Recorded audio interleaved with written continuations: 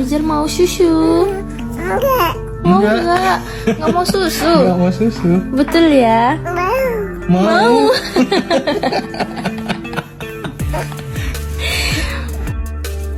Bayi berusia 3 bulan bicara saat hendak diberi susu viral di Asahan. Begini penuturan orang tuanya.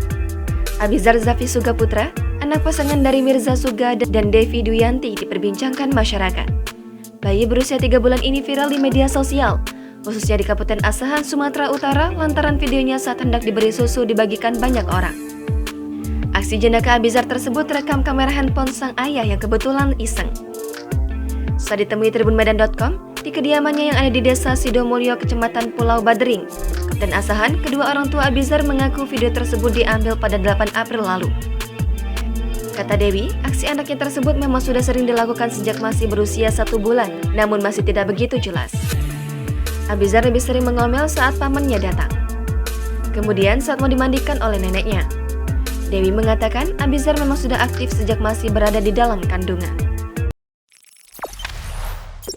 Jangan lupa subscribe, share, komen, dan like ya.